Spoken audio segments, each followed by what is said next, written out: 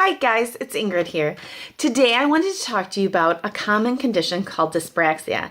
It's something I struggle with on a daily basis and you'll often hear me talk about in my videos. So I just wanted to explain exactly what that is because a lot of people are not familiar with it. Now, dyspraxia happens in about 10% of people, so it's actually a lot more common than you would think. And it used to be called the clumsy child syndrome. They changed that now to dyspraxia, and it's also referred to as a developmental coordination disorder. Now, people with this condition are very clumsy. They fall a lot, they trip, they run into things. I know for me, I run into things and people on a daily basis. And it's so much to the point I don't even notice anymore. I also have trouble going up the stairs and down the stairs because I often trip. I can even trip on a flat surface. The other day I was subbing at an elementary school and it was a one-floor school and I tripped like 6 times in the hallways over my own feet. It's part of the reason why I will never wear high heels because the last time I wore them I almost died. So it's certain things are just too dangerous for me to do.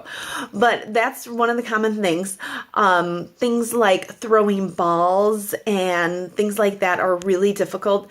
Gym class was always a nightmare for me. I was horrible at gym. It seemed like everybody else was so coordinated and I was not. I didn't do well in team sports. Running is more my kind of thing because it's an individual sport. There's no throwing involved because throwing is a nightmare for me. And it's just me running by myself. And if I look goofy, that's okay. But sports, people with dyspraxia really do struggle with sports. It almost seems to me like my brain and my body kind of don't communicate immediately. So like I took an aerobics class and my body, like they'd give the directions and everyone else would get it like right away. And I was like always 5 seconds behind. So learning new things, especially physical things like sports and things like that are really difficult for me. I recently actually just learned, probably about 3 years ago, how to throw a ball and catch a ball, which was always such a huge struggle for me growing up that I just gave up on it because it wasn't worth the stress. But my kids taught me how to do that and I learned. I'm not that great at it, but I at least can do it. So I'm really excited. This year, usually I'm trying to learn how to hit a baseball bat.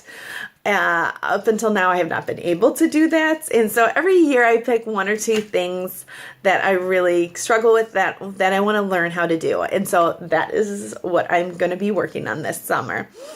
Balance is also an issue. People with dyspraxia don't do well with riding bikes or anything that basically requires balance.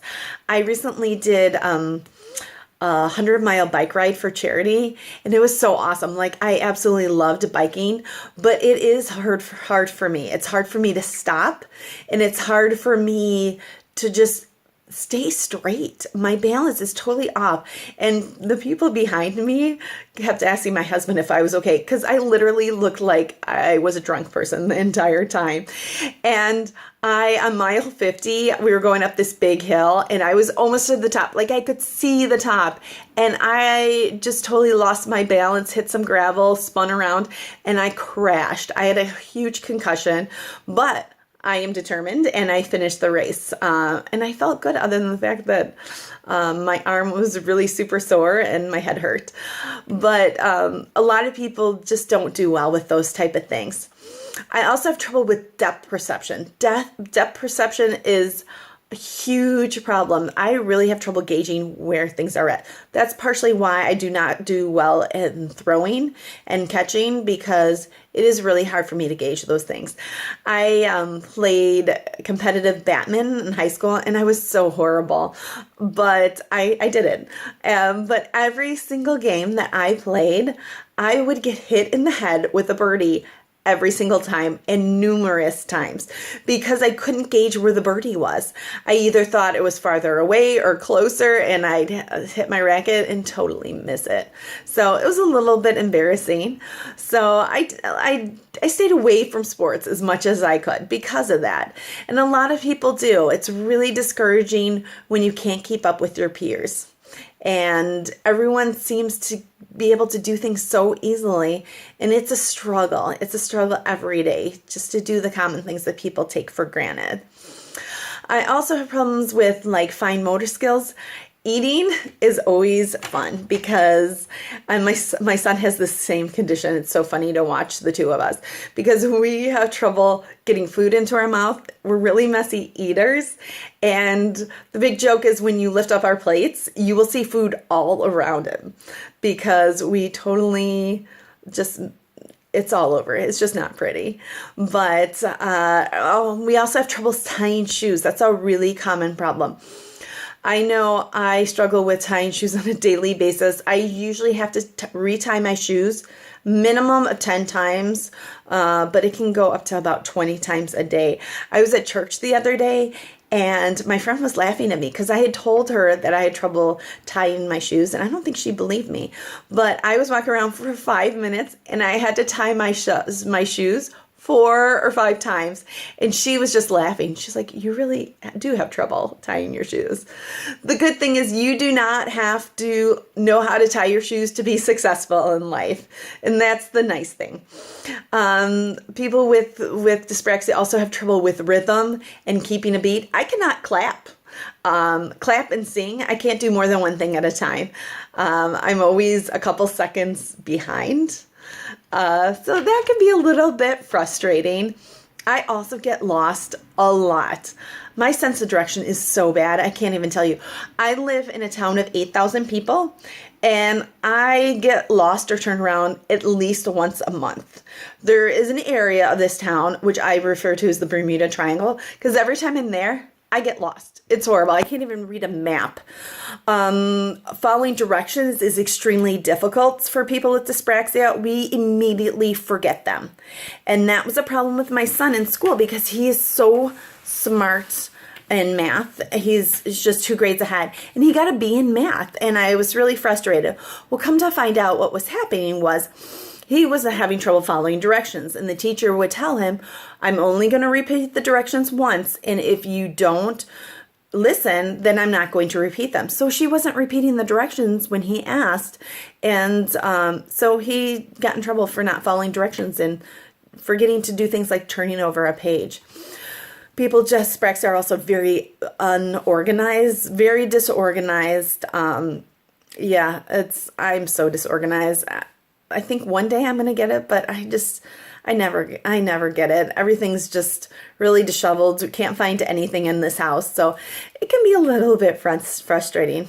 One of the things too that some people with dyspraxia have is sensory problems. So textures and things like that have a tendency to bother them. I know for me personally, anything that's sticky, I cannot stand. Like maple syrup drives me crazy. Anything that's real slick or like kind of catches you a little bit, like that microfiber, those shirts, those Under Armour shirts. Oh my gosh, Mike's husband keeps buying those, and I told him the other day that I will no longer wash them because it just drives me absolutely crazy. So that's another common thing. Now it also, sometimes we have trouble coming up with the right words. We know what we want to say, but it just doesn't come out right. And for me personally, I have a lot of trouble with writing. The words I want to come out sound really good in my head, and when I write them, they don't come out the same way, and I have to proofread everything like 20 times because I find simple mistakes, and sometimes it doesn't make sense.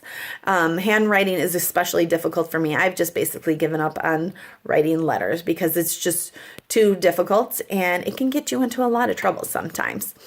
but that's also one of the common things that people with dyspraxia have. It also is, because some of these things might sound like another learning disability, and actually a lot of times people with dyspraxia also have a learning disability. It's extremely common. So some of those symptoms are even worse because of a learning disability. The problem is that people with dyspraxia don't do very well in school, mainly because in school you need to think inside of the box. It's black and white, and people with dyspraxia really struggle. And, even for me, writing notes is from like the blackboard. I can't write notes. They look like gibberish when I look back at them. So, they typically don't do extremely well because they struggle with those problems. And in school, you just really are required to think a certain way. The good news is that when you are an adult and in the real world, you don't need to think inside a box. Actually, it's better if you can be able to think outside the box. And there's so many good things that have happened because I have this condition that I just recently realized. I used to think I was dumb and I could never be successful because I struggled with everything. And I realized struggling with everything has just taught me that I need to work harder than most people. And that's a good thing. A lot of people it comes very easily to them. And then when they are faced with problems, they have a tougher time. I am used to failing on a daily basis. Whether it's literally falling, I have to get up. I have to get up to function in this world. And that's what I've learned. I've learned that I need to be persistent and I need to work hard. I need to work harder than everybody else, it seems like, in the world. But that is a good thing. And people with dyspraxia or even learning disabilities really do really well outside of a classroom. And that's the exciting part. That sure, their learning disability or dyspraxia will be frustrating, but they can use it for good. There's so many amazing things that I can do that I know other people who can't or struggle with. So people with dyspraxia often do really good in like a business setting or like as entrepreneurs. They do awesome because they are so creative and can think outside the box. They do really, really well in that area. I love the show Shark Tank. And 3 of those sharks have severe dyslexia and have struggled in school, but they are so successful and they've been so encouraging to me because I know you can have you can have a learning disability and be able to be highly successful. There's lots of super famous people that have learning disabilities and they're making millions of dollars. So, and actually their learning disabilities are actually somewhat of a blessing because it has taught them a lot of things. There's even Daniel Radcliffe, the guy who plays Harry Potter, actually has dyspraxia and has trouble tying his shoes, by the way. So that's where I'm like, you don't need those types of, you don't need to be good at a lot of things to be successful, like coordination and stuff. But anyways, so these were just a couple of things that I wanted to explain to you about dyspraxia and tell you why it's been a gift to me and why it has actually been a good thing. There's lots of bad with it, lots of bad, but there are also really amazing things that happen because of it. And I know that I will succeed, and I believe that I will succeed because of this, because of my struggles. And so that's what I wanted to explain to you. If you have any questions, you can comment in the comment section, or you can message me and I can hopefully answer your questions. Have a great day. Thanks.